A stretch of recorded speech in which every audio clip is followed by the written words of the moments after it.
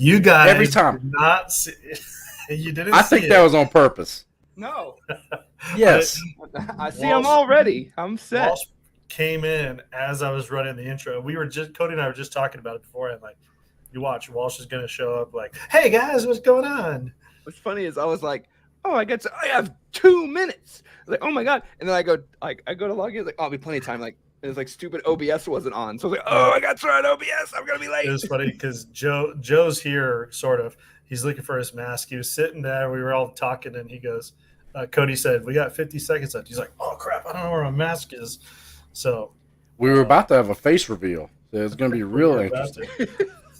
You got really interesting. I don't know where Lev is, so hopefully I sent him the link.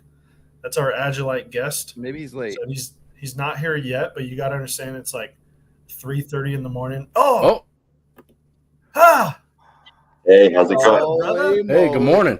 You're just talking about you. Like, I don't know where he's at, but he said he's going to be here. Well, he's probably asleep. I am there. I was asleep, and now, behold, I am awake. That's awesome. good to see you. Can you turn your mic down slightly? Don't tell him what to do. You're not his dad. No, everybody's here for him anyways. We want to hear him. I mean, they're not here for us. I mean, I was telling my wife, I was like, "What are you guys doing tonight?" Well, Love's here, so I think I'm just going to sit there and drink coffee and let him talk about stuff. Do you know how I turn my Nope, disregard. down? Nope, just push it away from you. No, I'm just kidding. I'm just kidding. Okay, wait, here we go. Automatically adjust mic volume. How about now? Ooh, that's better. Yeah, it's better. Yeah, you're good. Here we go. 1911 Drew says Lev's hair is kicking. That's Israeli bedhead. So I'm trying to remember how many secret projects we could talk about. We're talking about the Warfighter Cummerbund today, right? We could talk about the Warfighter Cummerbund, sure. Yeah. Talk about everything and anything. You do know that. Yeah. I was going to say that Walsh blows all kinds of secrets out of the water. No, so told him any secrets. No, I'm good. I'm good about Agilite. Okay. I'm good. So what other secrets do you have that aren't related to Agilite? Let's hear them. Yeah. What's everyone else doing? Oh, here we go. So we had 076 Liberty says, "We're here for car chat, are we?" Yeah. So have you seen? You guys weren't here last week. We thought we were going to have Lev on. We weren't able to. And so we ended up talking for an hour and a half. We just talked cars, and it was Joe's favorite live ever. I don't know if Joe. He still can't find his mask. Yeah. So Lev, have you seen the new? It's called the Bang Hanger, made by Guardian Warrior Solutions. It's like a pistol holster hanger for your belt. It's kind of like the one done by North Face, True North. Sorry, North Face. The True North, the one like the metal aluminum one. There's a company who's making a new one. And what's it called? It's called Hold on, I have one. He's gonna get mad. Hold on. Tactical John says, "I felt the urge to break out my K0 with all the goodies for the stream." So, Lev, one of the things we do is we typically wear our kit. Although the only one that is Joe.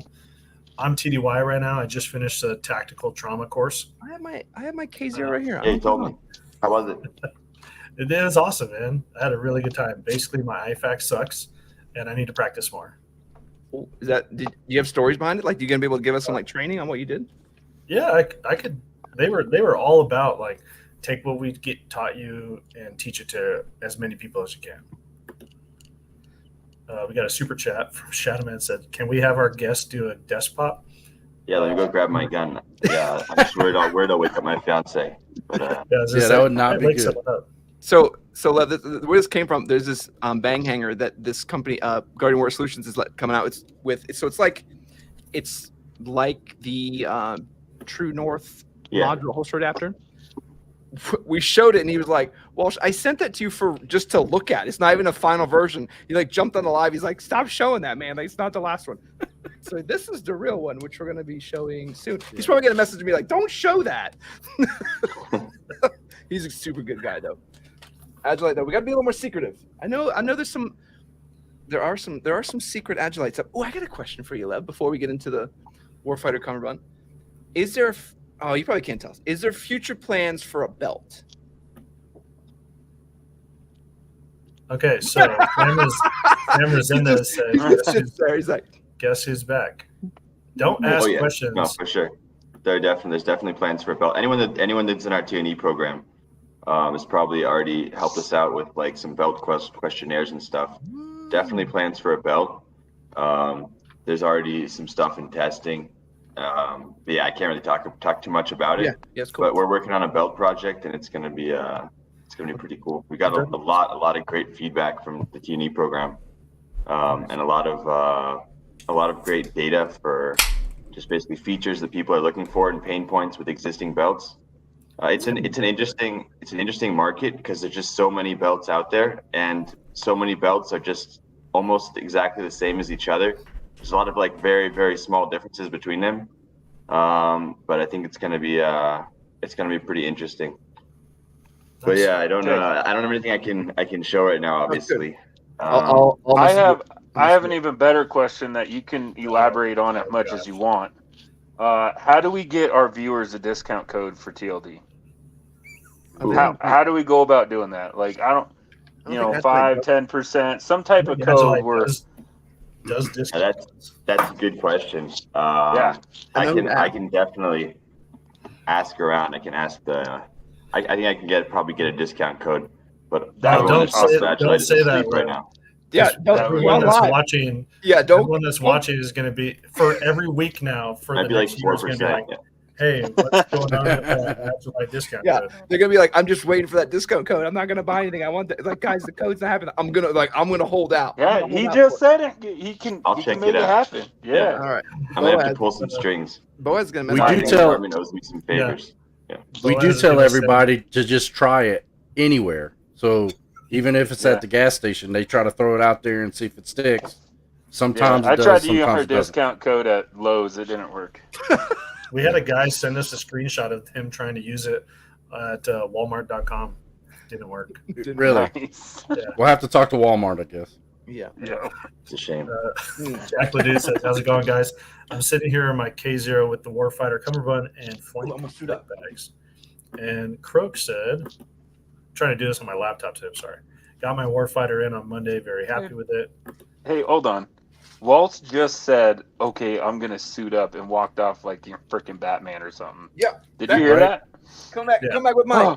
I'm gonna suit up. You didn't do it in the voice though. I'm gonna. I was just waiting for him to like sit down and we're gonna be like, "Why are you wearing the?" It's like the wrong one. It's like a DM one. But oh man, it's been a long day. That would have been awkward.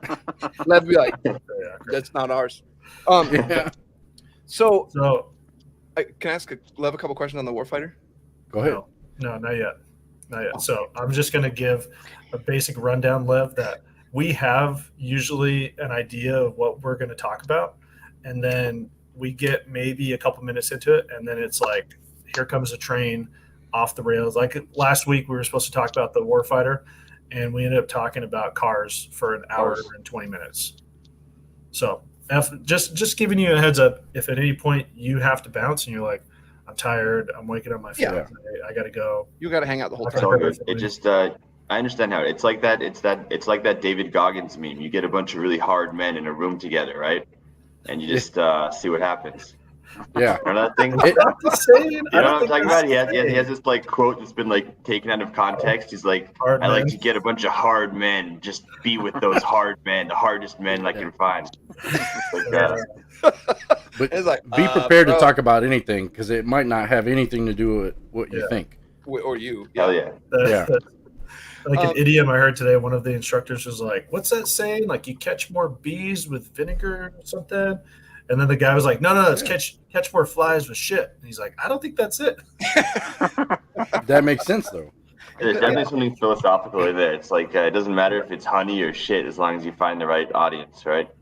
There you go. It's like, so I guess we'll do this too, Lev. Obviously, our team knows you. Well, me and Jason know you pretty well. Cody and Joe haven't got to meet you. So go ahead and say a little bit about yourself, what you do at Agilite, and just give us some background. Sure. I'm Lev from Agilite. You can tell because it says so under my face here. And I'm the head designer. I've been in Agilite for like two and a half years, maybe a little bit more. Before that, I was a student, obviously, for industrial design. And then before that, I was in the IDF as a paratrooper. I was a light machine gunner. I moved to Israel in 2013, specifically to join the IDF. I was just looking for like weird adventure. Knew I wanted to join some sort of armed force, and I figured I'd just pull a wild card. Just I don't know, something about the IDF was interesting to me, so I went, joined the IDF, did 2.5 years of service there. During the IDF service, I actually met Agilite for the first time. I saw this outreach they were doing to the IDF, looking for light machine gunners that could help them test and develop a negative vest, basically, and some negative drum pouches. The negative is the IDF light machine gun. So I basically answered that, visited the office, met with some designers, sat down. We knocked out like a concept for a plate carrier, and the rest is basically history. I tested it extensively in the IDF, used it till the end of my service, and then after that, I went and did some learning, and then started working there. And it's been a really fun journey. Working on a lot of cool projects. It's one of the cool things about working at Agilite is just how dynamic it is, because one day you're doing like classic industrial design, doing sketches. The next day it's sewing prototypes, making shit, and then the day after that you could be out in the field, visiting a unit, shooting at the range with some cool soldiers and some interesting units in the IDF, and testing shit out, crawling. Most post-university jobs in Israel don't involve crawling. So I think unless you're trying to work in the high tech, they might make you crawl just to get in. But then it's all ping pong and smoothies or whatever they do there. Yeah. Joe, you don't have to raise your hand. Joe has a question. It seems. Well, I don't, dude. We're gonna step all over each other if we just start asking questions right when he stops talking. So where did you move from to go? From Maryland. From Maryland. Okay. From Maryland.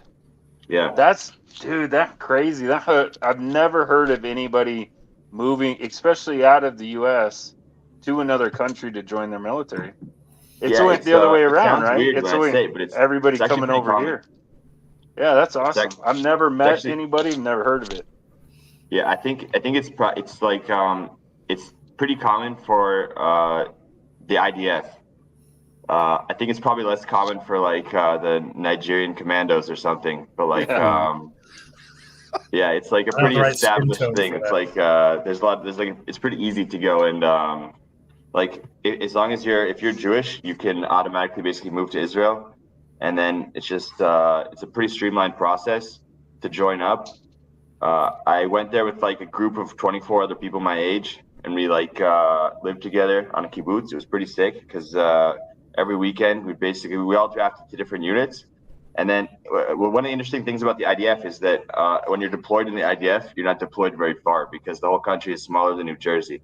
So you could be deployed on the northern border, but then every 2 weekends or every 3 weekends, they just let you go home. So you go on leave and you just take a bus for 4 hours and then you're home. So we used to go home on weekends, and then whichever guys were out of the army on that weekend, we just get trashed together.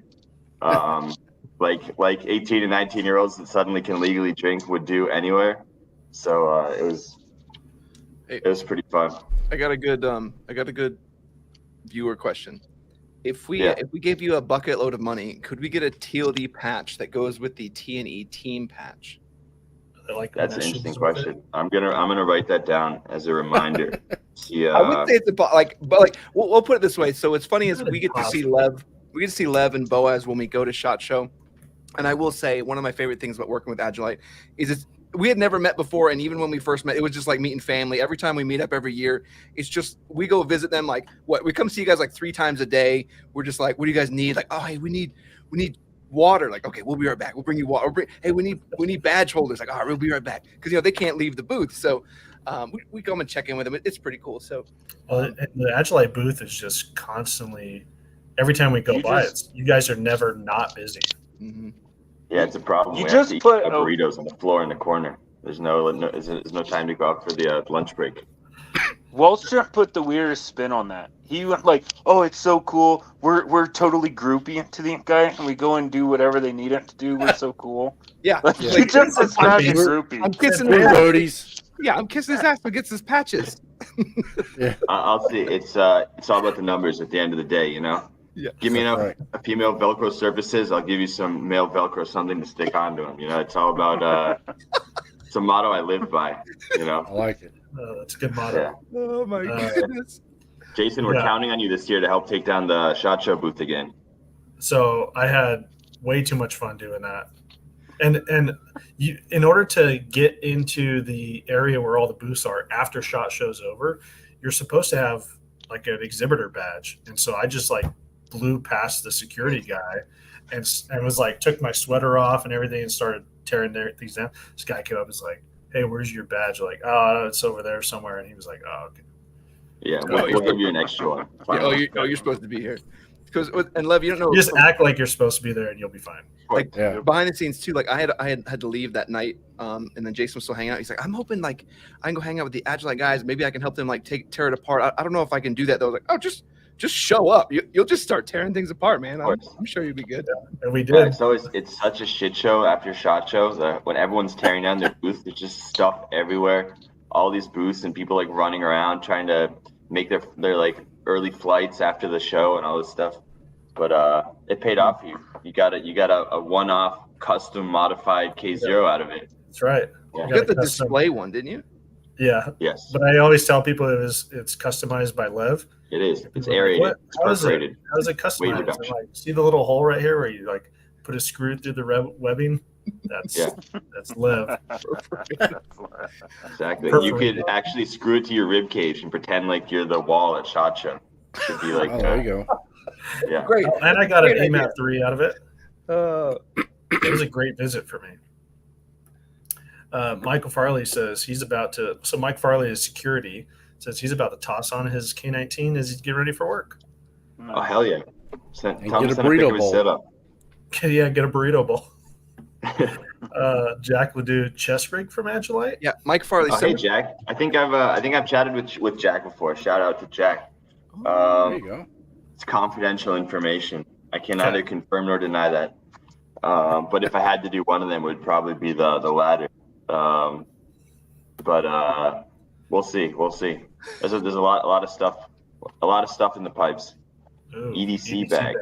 So I like answering this one because I asked Lev about it, and Lev was like, "Bug Boaz." So I'll send a message to Boaz like, "Hey, any update? I know it would sell like crazy." And I'll wait like a couple months, and then I'll send him another message. "Hey, any update on the EDC bag? I know it'll sell like crazy." We'll see. Yeah, it would be nice. So yeah, it's hard to focus, like branch out that much because there's just so many really interesting like actual tactical stuff, not non-EDC, just combat stuff that we're just dying to put out because it's stuff that our like SF units in Israel are asking us for, and SF units in the US that we're also working with, and it's just there's a lot of stuff that we just want to make sure we get perfect.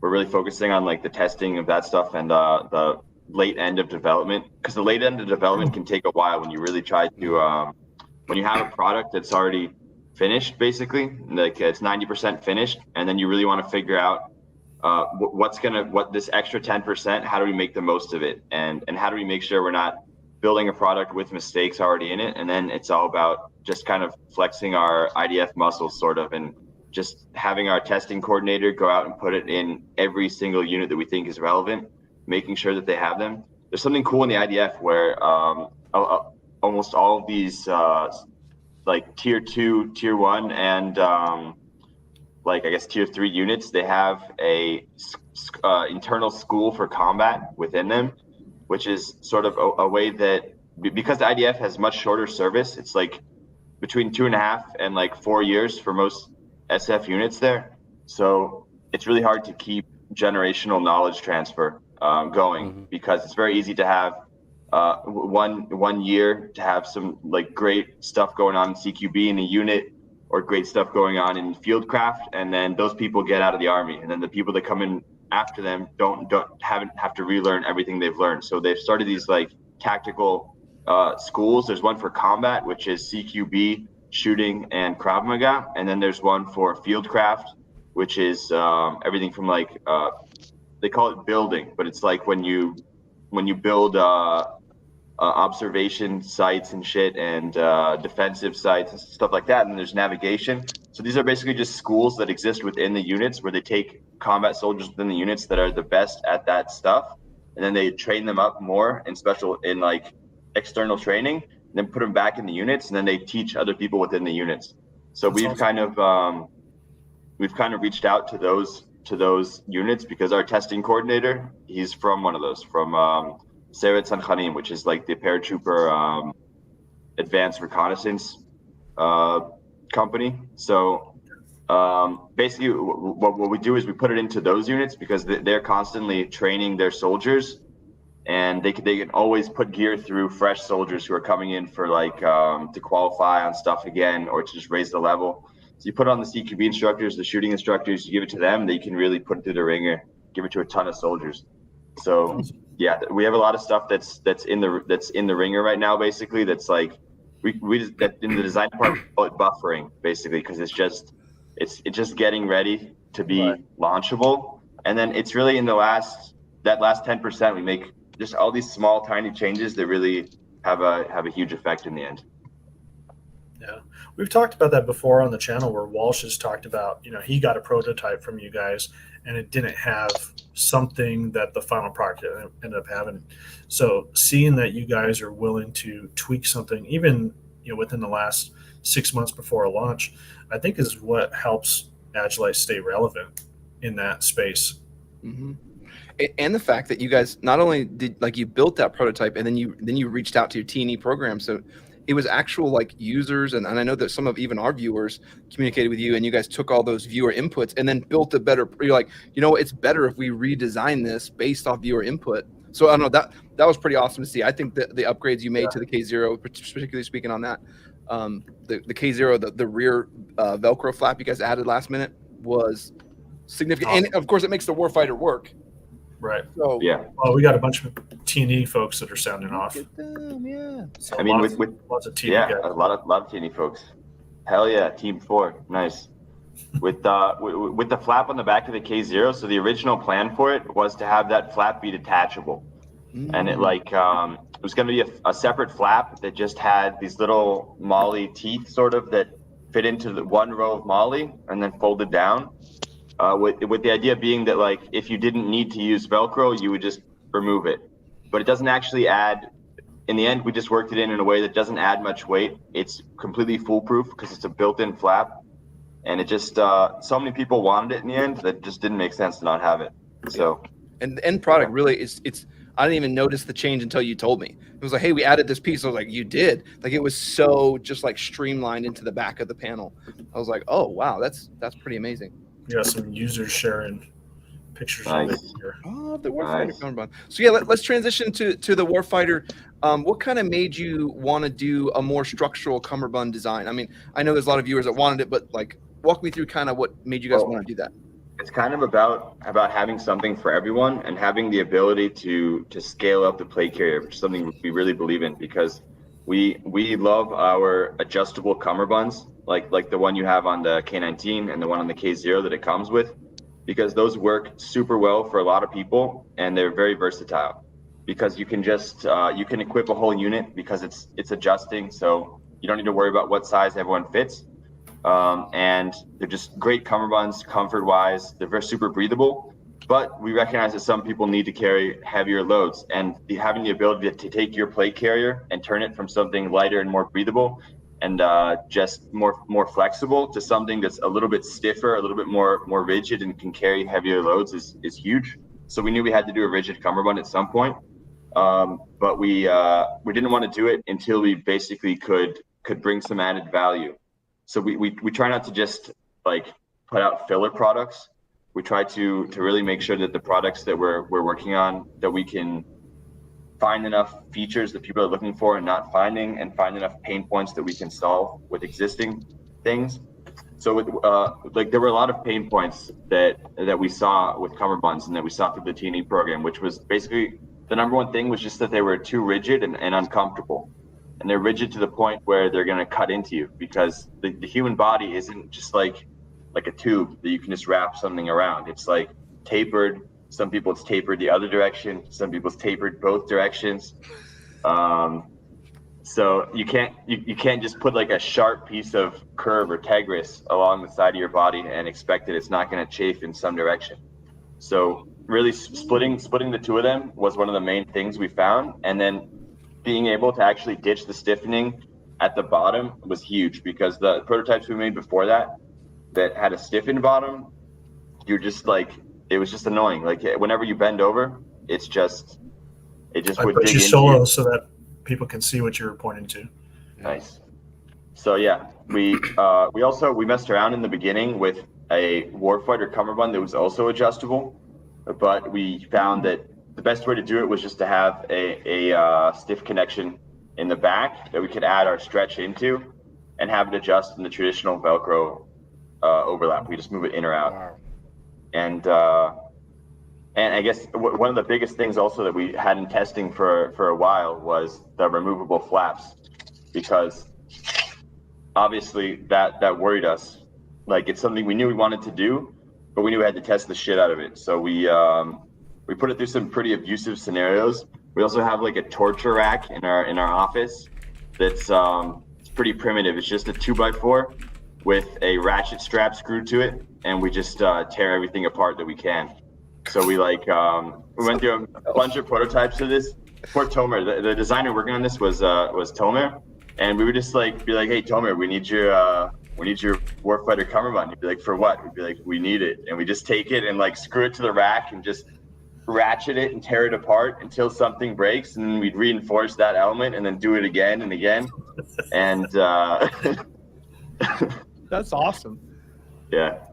I will say that I think the biggest thing that I hope the viewers really tie into is the customization of the actual Warfighter Cummerbund. Like you're taking the time to think like, okay, you may want hook and loop panel, you may want to connect in first spear tubes, you may want to do rock buckles, you may want to integrate in normal like the K19 side. Like it's literally like, well, whatever you want to run, just hook it in.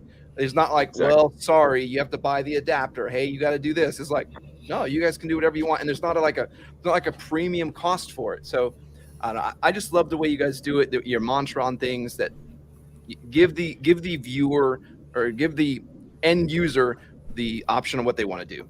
Yeah, I mean, that's kind of how that's part of our design mantra, is that we try to force ourselves to stay humble and remember that at the end of the day, if I was in the military, like I'm still in reserve duty in the IDF, but I'm not up to date as modern soldiers are. As anyone who's in the field every day, operating in their field, I shouldn't be making decisions for them about how they need to set up their things. I should be giving them the options to set up their gear how they need to do it for their missions. At the end of the day, if you're designing stuff in the tactical field based on knowledge you have from 20 years ago or from 10 years ago, and you're dictating to people who are currently in the field how they need to set up their gear based on your memory of your service, there's an issue there. So we try to stay very humble and reach out and talk to actual people who have more experience than we do. We get T&E applications all the time. People are like, I'm in the German military, I'm a survival instructor, 15 years of experience. Like, it's just mind-blowing. Like the experts out there and the level of knowledge that other people have, it's mind-blowing compared to anything I learned about like survival training in the IDF or something. Like there's absolutely zero reason to just let your ego push you forward and make those decisions for people. So we try to basically give people the ability to set up their gear how they need to set it up. So obviously the most important thing is figuring out how do people set up their gear so that we can figure out how to cover all those bases. And it used to be the gear in the IDF was very, it was like everything was sewed in place. All these units were making their own custom gear where every vest would be fitted to someone, and then you'd have the magazine pouches sewed on, radio pouches sewed on, grenade pouches sewn on. And luckily, we've moved away from that and just extreme modularity, being able to just give people the option. Well, I'm curious. One quick thing, Jason, I get back to you. I just think it's funny that there's all these experts that help out Lev, and then he has us as a bunch of complete morons showing off the gear all the time. Anyway, you want me to drag that behind my truck? Sorry, Jason, go ahead. No, I was curious if that's a normal approach in Israel, because it seems from experience here in the U.S. and the military side and now in civilian law enforcement side, there's a lot of times where you have someone that was put in a position for whatever reason and they are stuck in what they learned 10 years ago, and that's what they're dictating out to the field. It's a common occurrence that I've seen in my time in law enforcement and military. So it's refreshing to hear that, but is it normal for that to happen in Israel? I don't know. I'm not sure I can speak for all of Israeli society as a whole. There's everyone here is an expert, like whether or not they're actually an expert. Israelis are very stubborn, and they'll never admit that they're wrong. So it's possible that it's not as common as I'd like to hope. But I don't know. Like Israel has a lot of inventions and startups that do find a way to make impact in the market and to kind of punch through the competition and see what's needed. So there's definitely some people doing it right.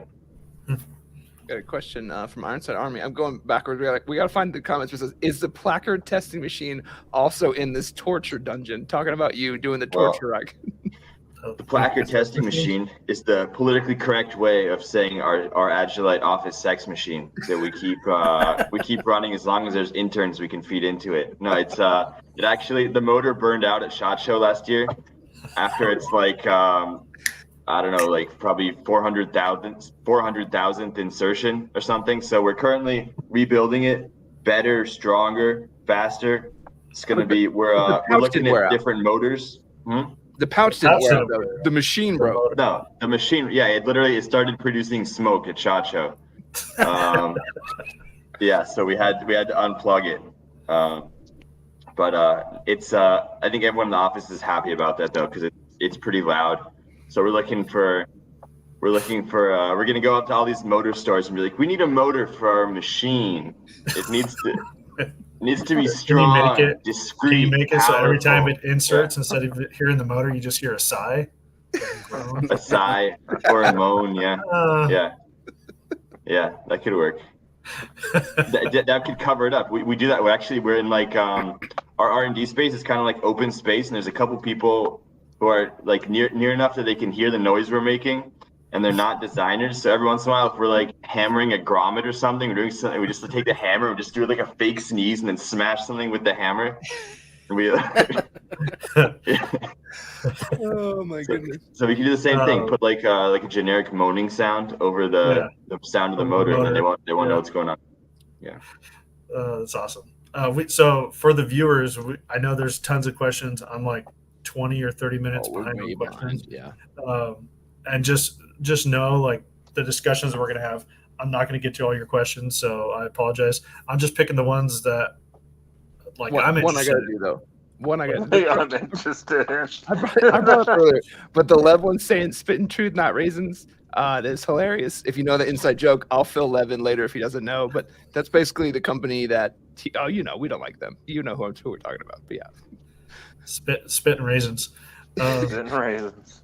Well, so Kyle B asked, if you got to pick one, 0 or 19. Well, it's a pretty easy one for me because I literally have picked the K0. Like I was just using it in reserve duty like a month ago or so with a full negative loadout. With Warfighter Cummerbunds, these custom negative pouches that I forced one of our design interns to sew for me. Told him it was a very important work project. And had it loaded out with like admin in the front, some like our new general purpose pouches coming out, the multi-tool in the front, and it was great. Like I like that when I'm running a backpack, I definitely prefer the K0 just because it's kind of a matter of preference. The K19 has slightly wider shoulders, which are great for if you're running just the K19. Like if you're just if you have like the AMAP 3 attached to the back, you got some weight in there, you're running just the K19, those shoulders are gonna move the weight off of here and onto here, and it's just great all-day comfort. The K0 is also super comfortable, and it's just a preference thing because the straps are moved in a little bit more, which means that if you're running a rucksack, they can coexist fairly happily as wearing a plate carrier in a rucksack can ever be, basically. So obviously you're gonna have your plates and shit annoying you, but it worked out really well. I had a huge, like, the IDF issue rucksacks are like 90 or 110 liters or something. There's something nuts. And the ones we get in reserve duty are all fucked up. Like, all the straps are like The hand-me-downs. a million times, and the buckles are all broken and shit. Yeah. But it was a great experience. It's humbling to go back to reserve duty, and then you're like, this is what I'm talking about. I like remember myself as like a crazy soldier, and I could do anything. And then I get there, and I just feel like I'm like almost 30 years old, and my knees hurt a little bit, and I don't understand why I'm sitting in the sun. Yeah. Well, there was a video so Lev does a lot of the Agilite YouTube videos, and there was one of the things you were showing, maybe it was an AMAP 3, where you were like, this is the most important piece of my kit, and it was a pillow, inflatable pillow. Yeah. So if you guys don't follow Lev, I love following Lev on Instagram because he's into so many things, like roasting his own coffee beans. You work on motorcycle? You ride motorcycles? Ride a motorcycle. Do some like woodworking? Yeah, I do. Do some woodworking. I do some sword fighting. Just every once in a while. Just randomly. Got one back there. Random sword fighting. Just weird shit. So this is a comment. DOS DVS1 says, I'm TNE2 N11. Don't know what that's about. What does numbers mean? Not for the question, but DOS DVS1 actually had an accident like a couple months ago, maybe a month ago, and he broke his neck, right? Or broke his back. So he's actually messaging us from the hospital. He's usually on most of our Thursday night chats ever since he found us. It's good to see you, buddy. Yeah. Well, if you broke your back, you're probably going to want a chest rig instead of a plate carrier. Be more comfortable in the hospital bed. Yeah, we'll get that. That would be cool. What if we could hook that up? I bet you. I'll talk to Lev. Maybe hook that up. He needs lots of pockets to put like Jello and pills. Yeah, exactly. And the cable management remote for straws and hoses. Yeah. Hey, straw management. All right, Lev. Jason. I got one more toward the bottom. If you. Oh, okay. You still do. Good. Okay. No, go for it. Joe Jones says, can you talk about the optics you use in the field, like with the optics that you had on your rifles? Sure. Well, first of all, wait a second. Let me grab my hand. No, you can't hold this shit. Yeah. I'm not the one doing it. Yeah. When he comes back, we'll be like, hey, you can't show handguns. Yeah. He's like, oh, hang on a sec. I got something. I'll go get it. So, Lev, all of our viewers are like, this channel sucks. Yeah. So, Lev, you can't show guns on the live. YouTube freaks out. Never mind. I won't show guns on the live. Yeah, you can tell us all about it. You can show pictures. Yes. And I think I know. Like I think you're looking like. See if I can find that picture. Yeah, like what brands or what optics you use on. On your... my handgun is actually my personal handgun. Like it's a civilian handgun. It's not issued by the military. It's a M&P 2.0 compact, and I'm running a Hollow Sun on there that Jason hooked me up with. Heck yeah. And I'm abusing it thoroughly, crawling around, scratching it up and stuff. But it's holding up super well. And then in the actual IDF, so on the Negev. But every unit has I don't know how to zoom in on my laptop. Control plus. Try that. It may not work. Our control wheel, mouse sexy. wheel. I'm getting a little distracted and turned on right now. So I need to know it's right next to me. It went bigger and then it went smaller. Yeah, that happens sometimes. Yeah. Okay, hold on. Is that the EPS or the EPS carry, Jason? I can't remember which one. Looks like that's EPS. It's a 407. Oh, the 407. Oh, okay, copy. Yeah. Okay. I don't know. What did you put a different one on there, Lev, than the one that I gave you? That's it. Yeah, so that's the one you gave me. That's amazing. So that's literally Jason's optic on Lev's gun. I traded it for my AMAP 3. It's a great trade. This is a good trade. Good trade. Actually. But if we want to talk about the optics used by the IDF, so in general for shooting with the Negev, what I do at night is that there's an IR laser and I have a PVS 14 that I'm issued, and that's how you do night shooting. During the day, unfortunately, in reserve duty, a lot of the time, there's no, we get really old gear, really old guns. So we get negatives that have welded on iron sights. So there's really no way to add an optic to that. But if you're in active duty right now, so you have a negative with a Picatinny rail, obviously, and they either use the Mefro More, which is a weird laser holographic sight combo from Mefrolite. That's it's a chunky boy. It sits up there on the top of the gun, and it has an IR and a regular laser, but they're both super weak. And then also the dot is super weak, so it's like a little bit weird. It's consistent, at least you can say that. Yeah.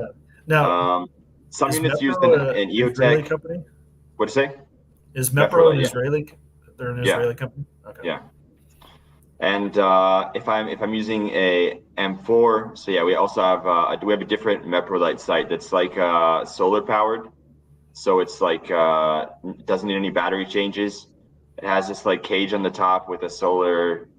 I don't know my fancy words, but kind of like a hollow sun. We would often try to break them so that we could get newer ones that work slightly better. So what you do is you just we'd stand like in our rooms in the Army near the bunk beds, and we'd just be like, "Whoops, I'm falling!" and smash on the corner of the bed to try to break it, so that we could say, "Oh no, now I need to switch it out for one that works." So that's the Mefro More. It's kind of like an all-in-one system, which I guess makes it very appealing for units. So it's in pretty heavy use in the IDF in a lot of places. So yeah, it's got a IR and a red laser. And just gonna buy one. It eats batteries. They're literally smashing them on beds. I think I'm good.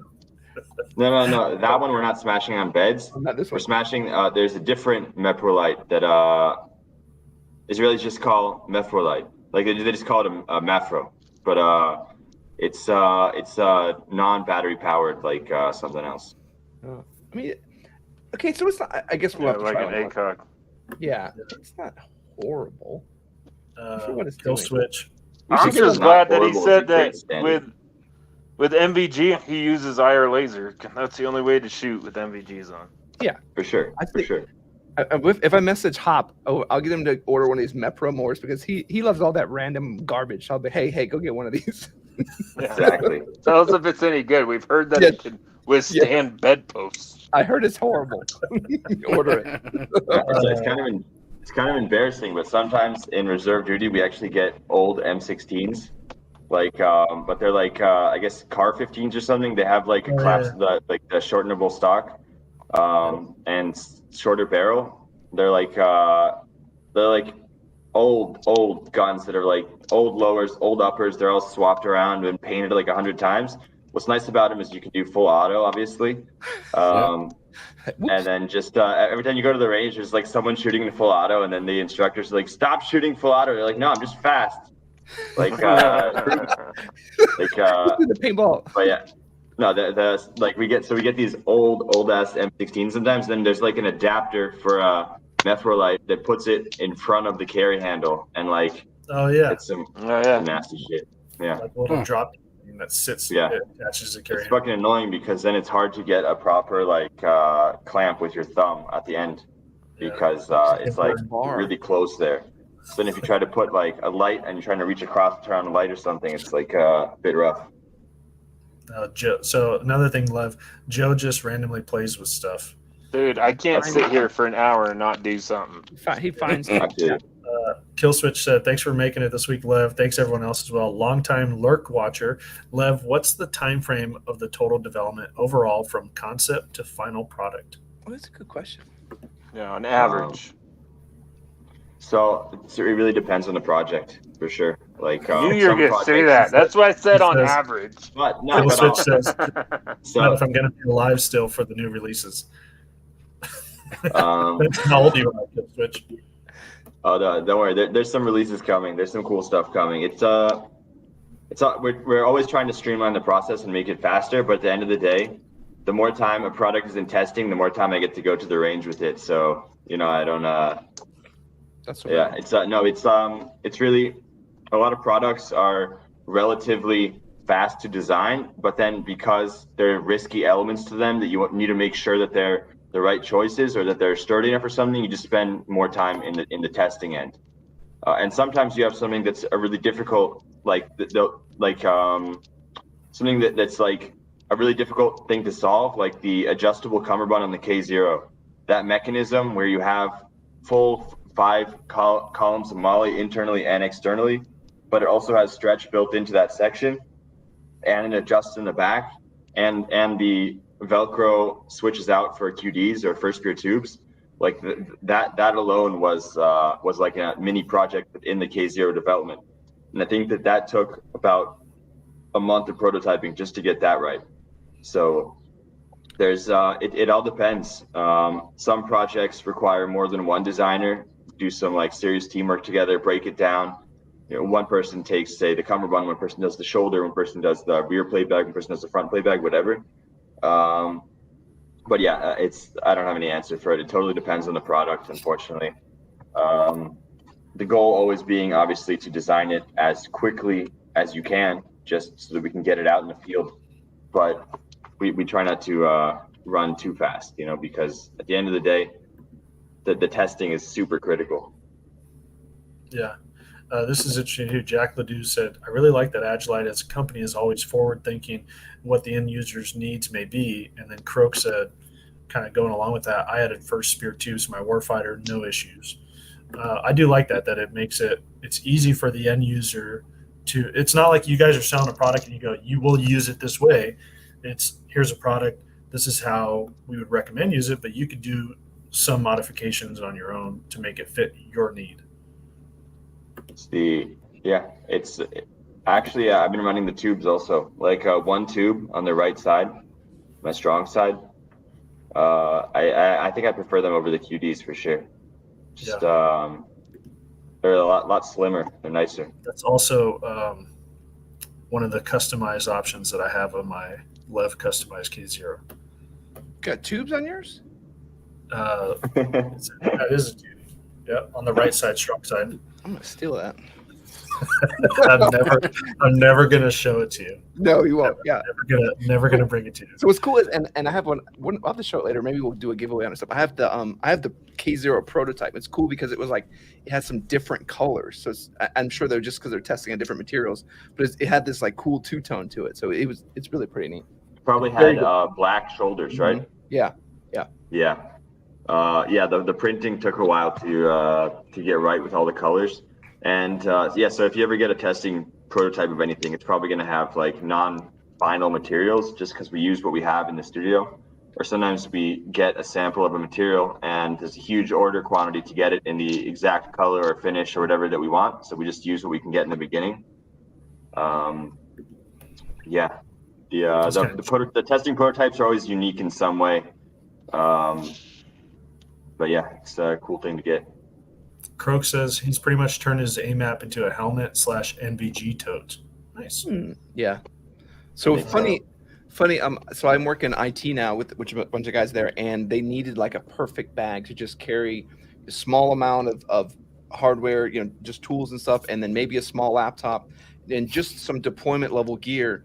And what's funny is, I think I gave out one of the AMAPs, and I think one or two of the other guys also run them now too. So it's like a perfect on-site deployment backpack. It's just a perfect size. It was not ridiculously large, but you can still fit a good bit of gear in it. So even from like non-tactical use, like we use the hell out of it in an office for IT. Yeah, almost everyone at Agilite uses an AMAP as just their daily office bag. Some people use the laptop carrier. It's kind of funny. You see like just everyone comes in the morning with an AMAP. Usually customized with like custom patches, their names and stuff. Some weirdo with the laptop bag.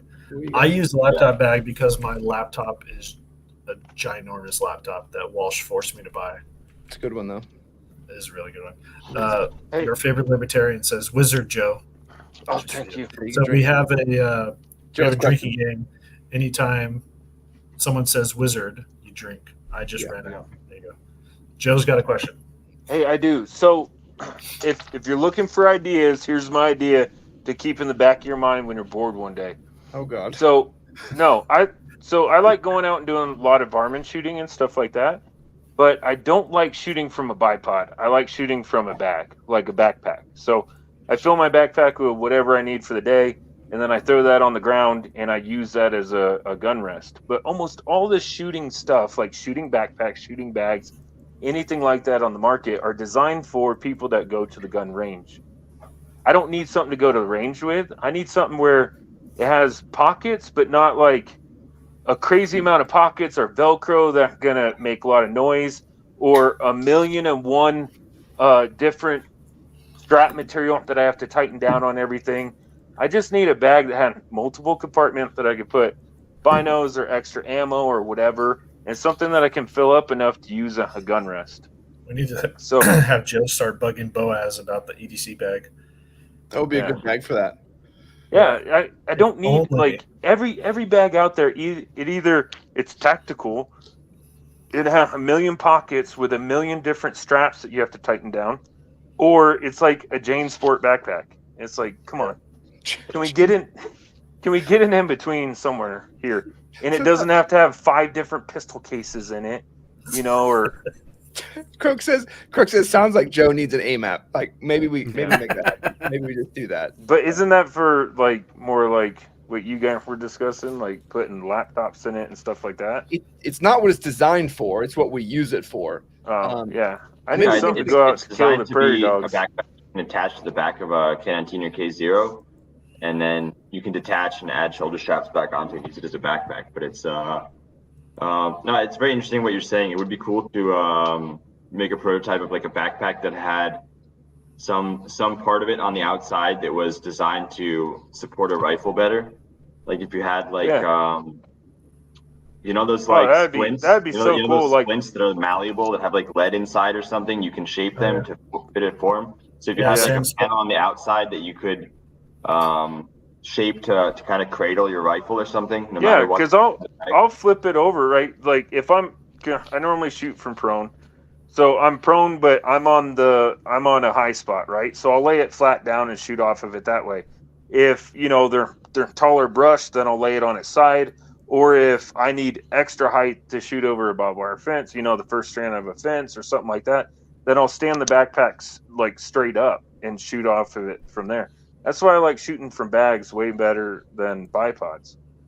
But like I said, everything out there, either let's give that guy everything in the kitchen sink to take to the range, or Jane Sport.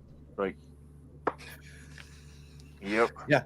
Listen, it's funny. Level, he'll just make one and be like, all right, like this. Be like, okay. I'm just giving you ideas. Just keep it in the back of your mind. If you're ever bored one day, like, hey, we don't have anything to work on. Oh yeah, that idiot with a mask. I'm sure that something doesn't about happen, a backpack. Yeah, sure that doesn't happen.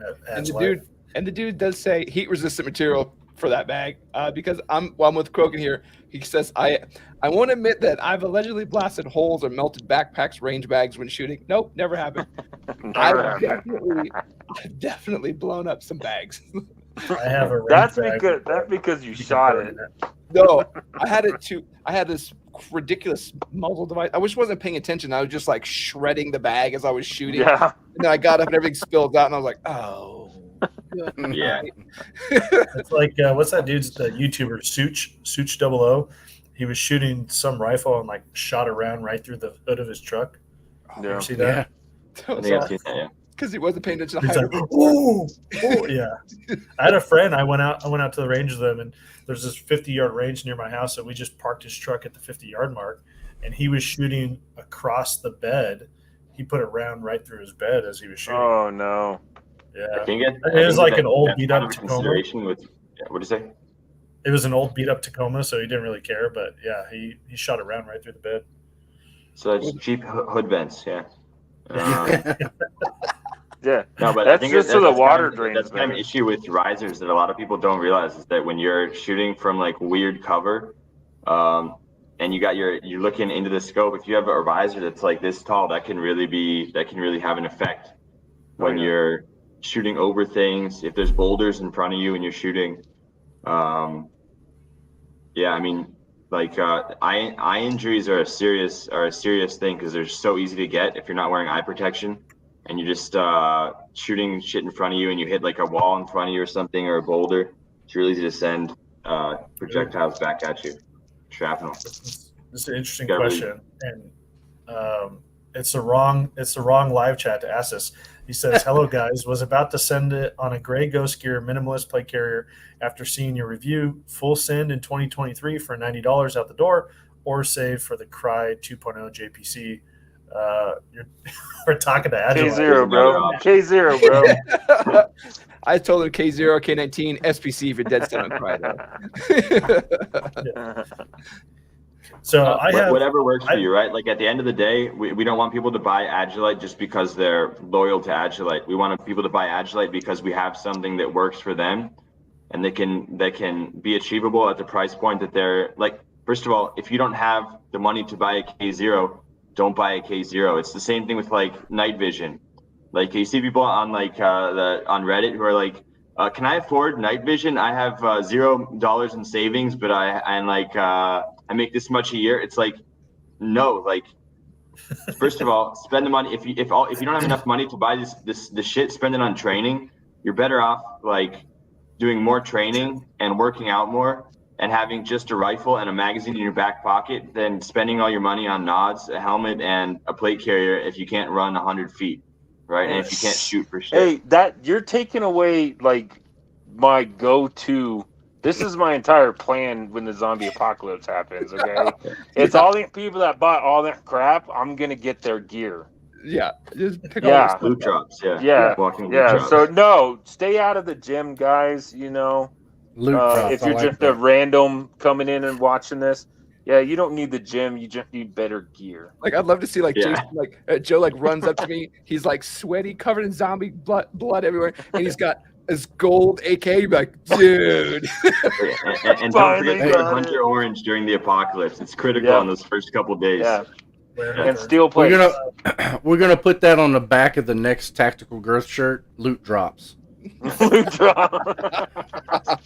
I like that. Basically, at the end of the day, like we like if we did our job right, you'll buy the gear because it's the best option for the job. If we didn't, then you should get something else. But that's why we have the T&E program, and that's why we put so much effort into talking to our end users and figuring out what people are looking for, what are the pain points with existing products, what are the features people are looking for in an Agilite product. And look, if you can only afford a $90 plate carrier, and that's the difference between having a plate carrier and not having a plate carrier, I would say go for it. But if you can save up a little bit and get something that's gonna last you longer, first of all, so it's something you can use for a longer amount of time and have higher familiarity with your plate carrier because you're gonna have it for 10 years, 5 years, whatever. I would do that instead. Just find something that works. And I think it's something important he's saying is and Joe's good about this too, knowing what you're going to use your gear for. It's like Joe has a nice, inexpensive plate carrier that's designed for, he can work out in it, he can use it, it's low profile. He doesn't need anything fancy for what he's doing, and he knows what his mission set is and he executes it. He doesn't need a more expensive plate carrier. So, but I will say also, I've been in situations where I've bought, maybe something I could afford and then have to keep switching up or switching to what I want to have, not necessarily need, but what I want. And then I bought 3 times as much as it costs. So like Lev's saying, just if you know what your mission set is and that like, what you want is $300, save up for it instead of buying the $90 one 3 times and then buying the one you want. Like muzzle devices and triggers. Yeah. That he never even shot or used into a rifle that he then sold. Then sold. You don't even. And then bought the same rifle a year later. You mean that one? That's almost it. I don't talk about you. You can't. So your muzzle device. It sounds like a very specific analogy. Yeah. Yeah. Weird. Very weird. So to the person that just commented, I will say, because I did the review on the Grey Ghost video. So there's 3 plate carriers that I have currently. I have a Defense Mechanisms MEPC set up for my AK. I have an Agilite K0 set up for my AR, and I have a Grey Ghost Gear Minimalist that I use for working out. Yeah, it's good. That's it. There's nothing wrong with it. It's a good carrier. Oh, not that. It's right here. Oh, that's the SMC. So he was talking about the Minimalist. Oh, yeah. Well, this is pretty minimalist. Yeah. Lev, I've seen this question a couple times now. People are asking if you're going to do a 308 or a bunch of numbers. The 762 placard. Or the plan is not to do yeah, for sure. It's definitely in the plans. That's for sure. There's no way around it. I mean, we have to do that. We also have to do the new next generation, whatever I'm talking about, the giant, the new army thing that's huge. They're like, yeah. I forgot the new round is. The ridiculous. Oh, the 6.7s. Yeah, what are they calling it now? The M18, something like that, right? What are they? Someone's gonna tell us. Come on, Croak, hurry up, spit it out. Didn't they give us like they already gave it a military name, right? The SIG one. You know what I'm talking about? Yeah, every moment that goes by, I'm disappointed. It's funny. Thanks, guys. I knew it. Hold on. Nice. So yeah. this is great. Thanks, guys. We'll have to be on the lookout for codes. Cool. I'll buy it. I'll buy it as soon as you guys have a discount code. Yeah. I did tell Hop too. I said we had some viewer requests for a Mepro during our live chat. I told him Hop would show it. Send it straight to him. Nice. Unknown says, any plans on releasing a duty belt? We did answer that, which is a non-answer. Yeah, there's a belt in the works, and I can't really talk too much about it, but I can say that the inner belt is going to be like a pretty serious inner belt. A lot of modern battle belts, the pain points that have come up for us are that the inner belt is just super flimsy, basically. So we're working on one that's going to have a little bit more serious of an inner belt that you can use as a good CCW belt and just as a good belt in general. The four of us all have the same inner belt on right now. I'd be willing to bet. We do No, the same one. I promise you, I do not. Do you You change don't? I don't have it. This is what I wore. Pants on, bro. I don't have have sleeve shorts. a belt on. I don't have a belt on, but I wore my my next belt. Really? Yeah, and the only reason why is because I couldn't You're an find my idiot. I couldn't find it. Lev, did you see my video on the GRS belt? Yeah. Yeah, that's not a good one. Yeah. There's no other way to Dude. put that. I still really like my my axle. Yeah, there's a lot of interesting belts out there. I don't want to obviously talk bad about any other companies or. That's my job. There's some interesting design choices out there, and then there's some things that seem like a lack of a design choice, sort of more of just a design default, I guess you could call it, that some companies have done. There's a lot of interesting stuff out there, and you got to give it to some of these companies that really pioneered, like the Ronin that pioneered the whole concept of a 2-part battle belt, iconic stuff. It's not easy to go out there and change up the industry and bring out something that's just so much more effective than what people were doing before that everyone switches to it. So props to any companies doing that. Yeah, and much love to Ronin. I love my Ronin Senshi. I had that since the beginning of the channel, and I've done nothing but just smash the hell out of that thing for ages. And it looks brand new. It's a great belt. It's just a previous generation. It's still fantastic. Like you said, there's so many minor tweaks in the belts. Are all of them great? There's probably a few that are like, these are horrible, and the rest are so minutely different that they're all great. There's just a couple really bad ones. GBRS. It's kind of the one of the issues with designing it is that you're like all these companies they're kind of fighting over scraps. You know what I mean? Like belts they're 90% the same, and they're just fighting over scraps, over how to make it a little bit different than the other ones. And there's some factors that really make it a difficult design, which are the fact that in order for a Cobra buckle to be working correctly and to actually hold 18 kilonewtons like it's supposed to, the webbing has to be woven through it like normally, and then the webbing has to go out the front. So you have to deal with that excess webbing in the front, and that just takes up room. So it's like it's also the reason why so many battle belts look very similar. Cobra buckles need to be sewn in on one side, on the female side, and the male side is adjustable, and it's in order to meet European regulations like EN 385 and some other regulations, a belt needs to be 43 millimeters wide at its narrowest part. So they all use basically 45 millimeter or 50 millimeter webbing, and there's a certain thickness of webbing you just have to use in order to make it the webbing as strong as the Cobra buckle. So that's why all the belts they're all starting to kind of sound the same, because once you have all that stuff in, Then you have the outliers like the axle belt and stuff that just kind of, or like the core belt, right? That completely ditch the load bearing capability, not load bearing capability, but they ditch the safety aspect and don't make any gains whatsoever to being, being 18 kilonewtons. They say don't tether with it. This is just a battle belt for attaching gear to your body, and then that you can see in the designs that really opens things up for them, because they're then able to go a bunch of different directions. But then you lose people that need to be able to use their battle belt to tether into an airframe. So it's a complicated one. There's a lot of moving parts. Actually, there's very few moving parts, but there's yeah.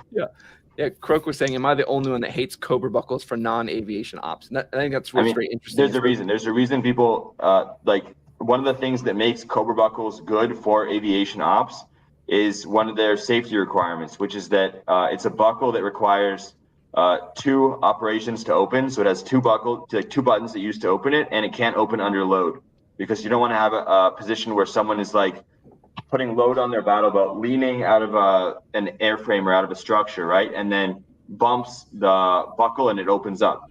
So what ends up happening though for day-to-day use is that you tighten a Cobra belt, you tighten a battle belt down, and then it's, your gut is kind of pushing it out and then providing tension on it. And then you try to open it and you have to like squeeze it in to be able to release it. But that's just kind of, that comes with the Cobra buckle. There's not really too much you can do about that. Yeah, I know from my standpoint, I could care less if it was load bearing. I could care less. Yeah. I do not care. I'm not going to repel with it. I'm not flying around in helicopters doing cool stuff. I just need stuff to hold guns and mags. Yeah. And that gives you a lot of different options too. Like if you don't need that, there's a lot of other cool stuff you can do. Yeah. Someone was asking me, they were asking me if I've ever seen are you ever going to get a sub-second belt? I got them pulled up right now. I've never tried. I don't know if it's the first time we ever talked about these. I've never tried one of theirs though. So no, I'm sure we could get one day, but I've never tried them. Here's Shadow Rabbit. He sent a picture in. Nice. Yeah, definitely cool.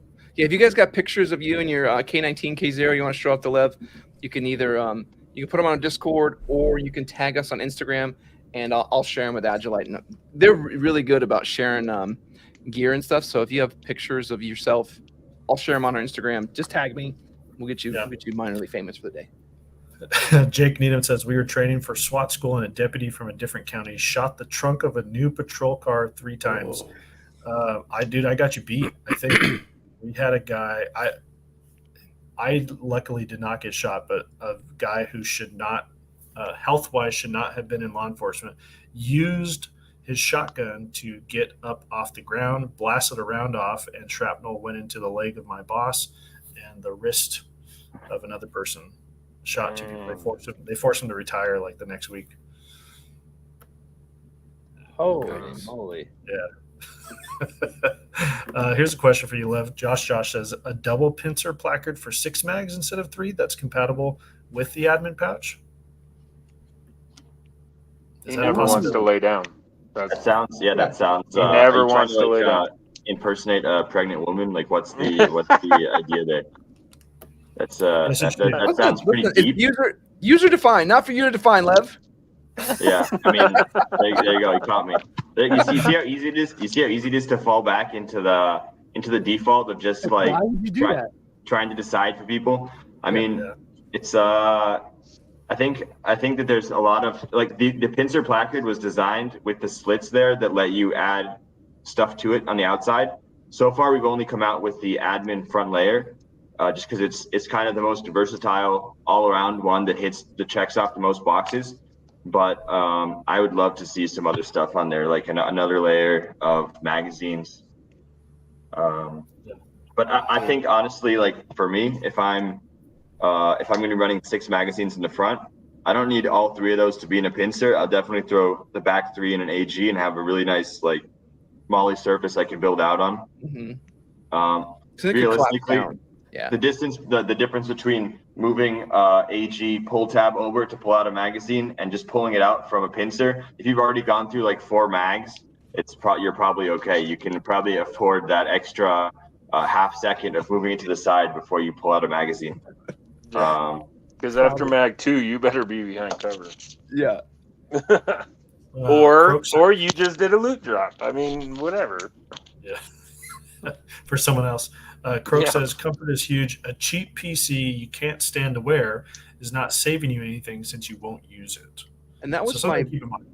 Yeah, that's my big sale on the K19, where it's such comfort that, like, you know, in the thought process, the majority of people who we kind of talked to on the channel are probably going to be civilians who may or may not have ever used a plate carrier, and finding something that, like, hey, they're comfortable in it, they can wear it for a long period of time without instantly getting sore spots like you do on some other carriers. Like, it's just great for people who aren't necessarily, like, you know, tip of the spear, but hey, anybody can wear it. You can wear it all day. You can sleep in it.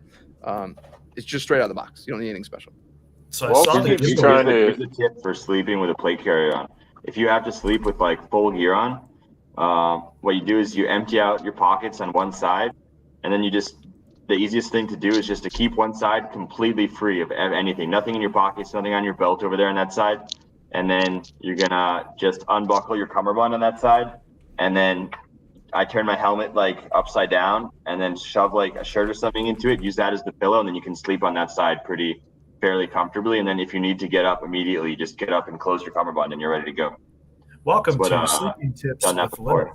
Sleeping tip. Like dude, I just did the turtle like this. You see that? No, put your hands in there. Yeah. That's great if you're like the most comfortable thing is if you're wearing a rucksack and all your gear and you just lean back on it. I just fucking die on it like that.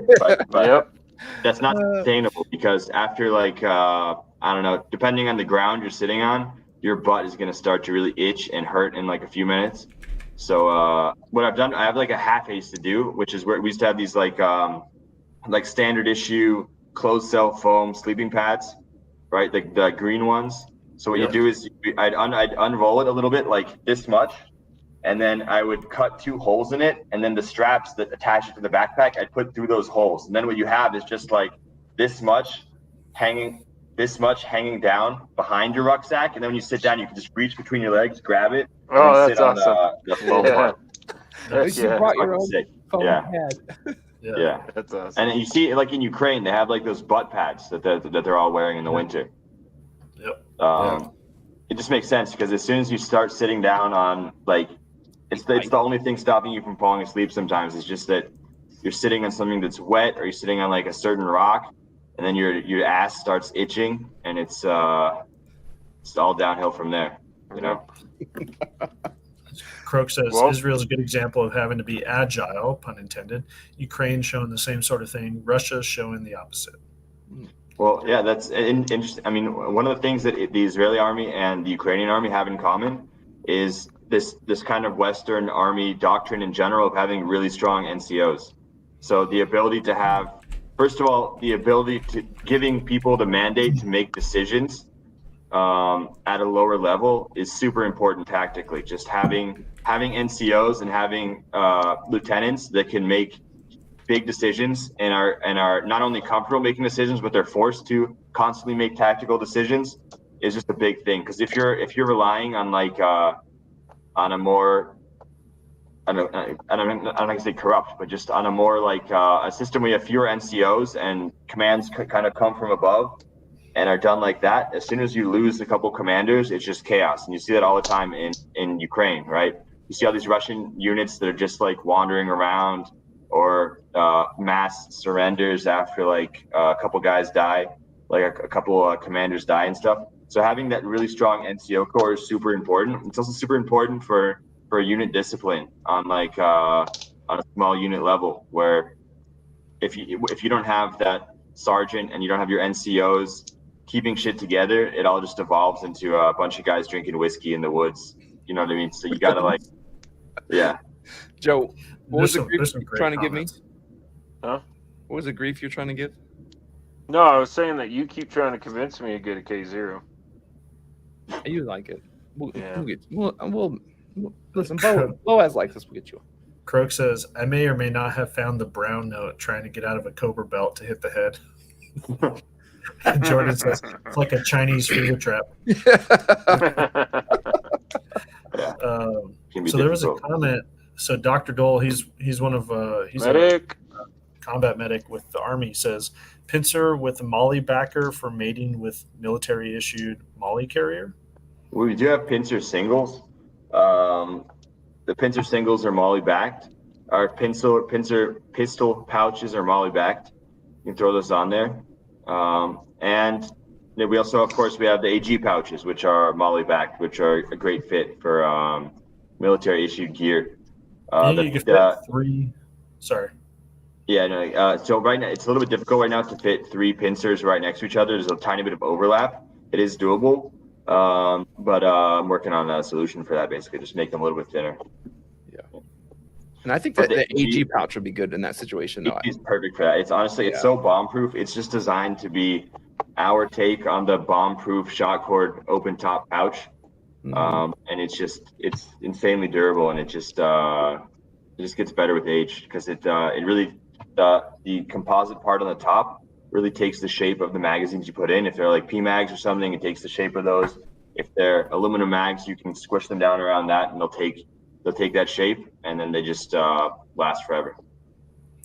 So here's a question. It says, I have the K19 in cart. Are the Warfighter Cummerbunds essential / quality of life improvements?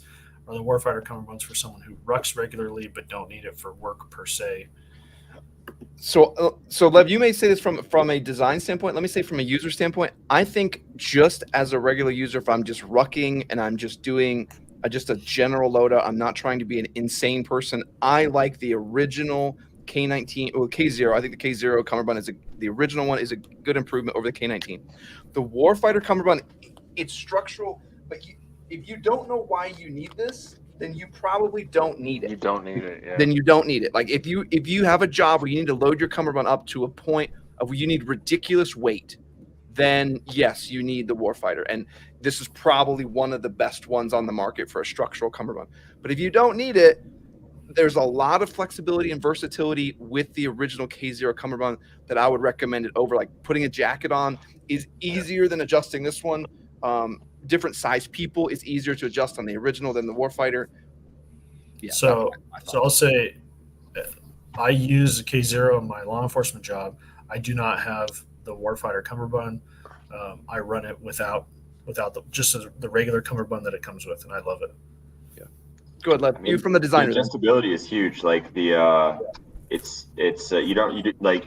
with everything you do get with a structured Cummerbund like this, that adjustability is the one thing you don't have with it, and especially if you're putting on winter gear and taking off winter gear, that adjustability is huge.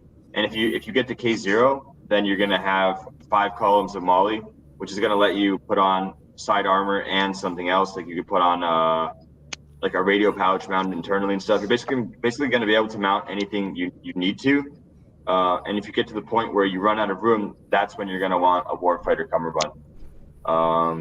So if you're debating between the K19 and the K0 and you have any questions, let me know and I can maybe answer that. Mike Costanza threw out a wizard for Joe. Nice. Thanks, Mike. DFT says also, I love Joe casually sharpening his knife. He's always busy with something. Dude, I can't sit here for this long. I will say, so Edvin Atkins had a question. He says, I just got the HRT A-Track and I enjoy it, but is the K0 significantly more comfortable to where I should go ahead and upgrade already? I'm biased, so I'm not going to answer that. So Lev is a little bit biased. I'm going to say from a consumer standpoint, I think the HRT A-Track and the K0 are both great plate carriers, but I think they fall into a lot of the same basic realm. What I would say to you is keep your A-Track and buy a K19 because the K19 is a little bit of a different role.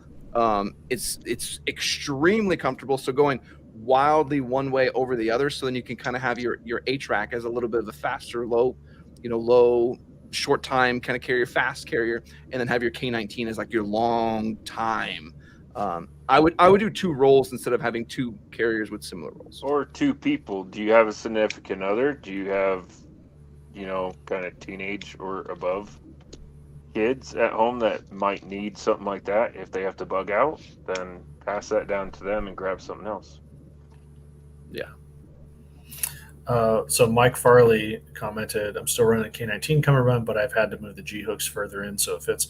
So he's gone on a workout. He'd lost like 30 pounds, so he has the G hooks like in on the Velcro strap, the Velcro area of the K19 to be able to fit him. Good for him. I'm going the opposite way.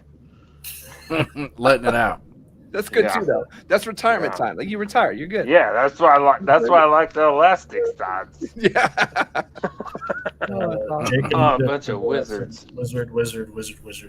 Look at that. DFT, he said the jacket point was huge for me. Yeah, if you're going hiking, you probably want to be able to quick adjust. Like I know I would probably want to change layers as I was moving, so I would really want to have the original K0 Cummerbund. I think that'll make it a lot easier. Dude, you said it best the first time. If you don't know why you need it, you don't need it. Yeah. Tactical Java says you guys should do the Audi Gear low vis carrier.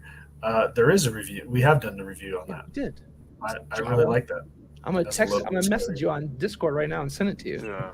We did not be a true fan. Yeah. This guy says the whole difference between the K19 and K0 in your opinion, Lev. So that's an interesting. We actually just we're making a video about that right now in the company, but it's not necessarily a role difference so much as it is a personal preference thing. And I guess, well, actually, there are some things that do differentiate it. Like if you are, if cable management is a super important thing to you, and comms are a big part of your setup, the K0 just has more options. It just has a ton of ways and solutions for cable management. Personally, there's also the V thing. It's if you prefer wider straps or narrower straps. At the end of the day, they both offer the same protection. So the K19 is slightly larger physically, but at the end of the day, you're putting in SAPI medium or SAPI large or 10 by 12s. So the plates are the same plates. So it's really just a matter of personal preference. Both of them are going to do a great job of like having you not feel the weight at the end of the day and just being comfortable. The K0, if cable management and shouldering of a rifle are super high on your checklist of things you're looking for, the K19, if just comfort is the absolute number one thing. But I will say the K0 it's fucking comfortable. Like very comfortable. Yep. Yeah, we've done a ton of testing with it during development on the treadmill with doing comparisons basically with other plate carriers to kind of establish a baseline. Ton of treadmill testing with weighted rucksack to see how the rucksack, how the sternum strap affects it and where it sits, and just a ton of testing in general for comfort. Comfort was one of the main things. Breathability, how it's going to dry after when you sweat. But I am biased because I designed the K0. So for me, I mean, all the tests sound important, but did you ever tie 550 cord to it and toss it off the back of a truck while driving down a dirt road? Did you do that test? I did not do that test. One of the things we're moving to a new office now. And one of the things that we're hopefully getting, it's on the list, and so far no one has noticed and removed it from the list, is a cement mixer, so that we can just nice. Yeah. Fill it full of rocks. Well, let me tell you what we bring to the table. Leave it there for a day or two and see what happens, basically. So we all have vehicles, and we have dirt roads, and we all have 550 cord. I mean, that's what we bring to the table, honestly. Yeah. And we love to throw stuff out the back of trucks and drag them down dirt roads just to test their ability. Are you just reading your LinkedIn profile? Yeah, that's exactly it. That's exactly it was funny. Like, we're finally going to send Joe one. And he's going to be like, I really like this carrier. Yeah, now I can drag it behind you. He's like, I'm not doing that. It'd be great. Not doing that. It's simulated. Something we did. See, that's actually a great idea because it's a lot easier than dragging a whole person wearing a K0 behind the truck. But if you do need that testing, we can figure something out. We can also manage that. Something we did with the pincer, right? We had with the pincer placard, we had a question about how the plastic, like the funnel part, would actually hold up. So what we did is we built a sled out of wood. We put Velcro on the bottom of the sled, Velcroed on a pincer placard, put in some magazines, and then we filled it up with weight on the top. We put like about 80 kilos, so like about like an average human weight, and then we just pulled it for I think a kilometer, like on the roof, back and forth, like roof of the building in the parking lot, just like back and forth, 100 meters each direction. So we got to a kilometer, and it just like because we were worried about like if it would wear down too fast, if different parts of it, and what ended up happening is that the funnel part created an offset basically, so that the only parts that were touching the ground was the very, very back edge, the bottom edge of the elastic, and the rubber on the funnel, and it was just wearing down like a tire. So it was like it was totally fine, and it's just nice. It's kind of one of our goals of testing at the end of the day. If you look at it from a company standpoint, is that we have open questions about any product we're developing, right? If we're developing a phone case, we're not, right? But if we were doing like this phone case, so the open questions are, okay, is it going to hold the phone, right? Does it obscure the camera? How durable is it on the outside? And what's going to happen to it over time? So at the end of the day, in order to launch the product, you want to be able to have a confident answer for each one of those things. So that's basically what the testing is. So if it's a piece of tactical gear, if it's the Cummerbund for the K0, it's different questions. It's is the elastic going to stay strong over time? What's going to happen to it after it's pulled 20,000 times? How strong is the whole thing? Is the mechanism going to open up under stress? Are the hooks in the back going to stay in if you're running, if you're jumping, all these things? And at the end of the day, it's just designing tests for it that are going to answer all that stuff. And so that when you get to the point where you're ready to release the piece of gear, you're confident in it. So there's that aspect, but then there's the other aspect, which is like unknown testing. So you're testing for things that you can't foresee. So when you go and because soldiers in the field are extremely good at breaking things. It's like it's astounding, right? Like falling into bedposts. Anything that's thicker than like an inch will be stood on at some point to get to like something on a shelf. Like everything is going to be broken eventually. Yep. So when you put enough units out in the field, you're going to get some like surprising stuff that you didn't think about of a certain area, like a stitch is bursting and you didn't really think about reinforcing that. And the more you do that, the more experience you get with areas like that. And then the more intuitive it is to design it stronger from the beginning. So it's all about just answering those questions so you have full confidence in your own gear when you put it out, because you obviously, and any company that isn't confident in their gear when they're releasing it, or even worse, puts out gear knowing it has an issue, it's either it goes from just stupidity to negligence, like it's you can't do that, especially when it's tactical gear. It's not like you're putting out like running shoes. In worst case scenario, stitch is going to burst and then the guy's to get a new pair of running shoes. If you have a plate carrier that's going to fail in the field, that's someone's life you're messing with. So it's a very serious issue and you can't fuck around with it. Yeah. It's good that you guys take it so seriously too and like look at it that way. I did want to let you know that I did put in the first vote for the Agilite phone case. So I will make sure. This is, if you have a laser cutter, any phone case can be an Agilite phone case. There you go. Like any, I'll send my phone case to you then. That's funny. Walsh posted that. He said first vote for the Agilite phone case. Jacob said seconded. Dude said be right back. Posting on the gram about Agilite phone case. It's gonna come up. Yeah, Boaz is gonna have a bunch of messages like, "Hey, what the hell is this thing about the Agilite phone case?" Why? We're probably gonna have a meeting about it on Sunday. Yeah. You're gonna go back to work, and they're either gonna love this entire thing. You're gonna go back with all the ideas, and by the way, we have to get a discount code and all this stuff. They're either gonna love this, or they're gonna be like, "You're never allowed to go on that show ever again." No, they're gonna be like, "Stop talking to Walsh." Yeah. Luckily, it's like it started at 4:30 in the morning here, so I don't think anyone else has any idea what's going on here. I can say whatever I want. Nice. Lev, I know we're gonna wrap up in just a second. There was one thing, if you can spend 10 seconds talking about any future thoughts on comm radio pouches.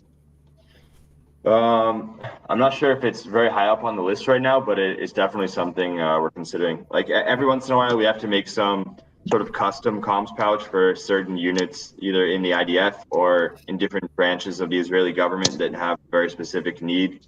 And it's kind of units you can't say no to, sort of. They're just makes sense. Yeah. So All right. Dr. I'll call you and be like, hey, Lev, who lives at this address and whose fiance goes here every morning to like make us a pouch. And, you just there's nothing you can do about it. Yeah, bring $20 too. So Dr. Dole says, Agilite trauma bag. I'm biased and need a new aid bag anyway. Someone broke into his vehicle and stole his Mystery Ranch Rats pack, like full of gear. Stole it out of his truck. So Lev, we got to wrap up.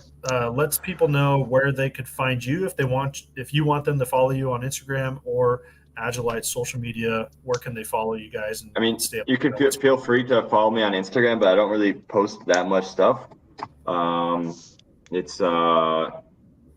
would love to post more design stuff, but a lot of it is kind of secretive, and I can't really post it until later stages. But if you just follow the Agilite Instagram and YouTube, you'll see me plenty. A lot of content in the works, a lot of just informative instructional videos, a lot of shooting. It's a lot of stuff coming up, and this was really fun. I gotta say, this like flew by. It's already been like an hour and a half, and it felt like 20 minutes. Yeah, we appreciate you. Yeah, we appreciate you coming on. I know it's early morning for you. We always enjoy hanging out with you guys at SHOT Show and looking forward to seeing you. We're hoping to have our whole team go this next year. And one of the things that we're trying to do is we're going to do a raffle to bring a viewer. We're going to put them to work. They're going to be our camera person, but bring a viewer with us to SHOT Show as part of our team. So hopefully we'll see you there next year. Yes, you'll meet some rando. Hell yeah. Any last words from the team before we close out? I don't know how to pronounce that, Croak. Yeah, Croak put some squiggly Focus stuff. home. It means good morning. Oh, there you go. See? Yeah, it's like 6 a.m. It is now morning. You can see the sun has come out. It's now 6 a.m. 076 Liberty says, come back next week for car talk. There's probably some guy in the chat who has like a trouble with his like starter or something, or his alternator, and he's just waiting for someone to help him this whole time. Guys, are we gonna get to this? Cool, guys. Well, hey, was there anything else from the team? I was just gonna say big thanks for Lev. It's always good to talk to him. If you ever need anything, I mean, we still chat, but if you need anything, so you can. Lev, hang out real quick. We're gonna close it out here. Don't leave the room because we'll chat in the green room. All right, guys. Hey, I'm trying to go to sleep. Yeah. We appreciate you guys being here. And Walsh, are you going to run our closeout? Okay. Yeah. We will catch you guys next Thursday. Adios. Later, everybody.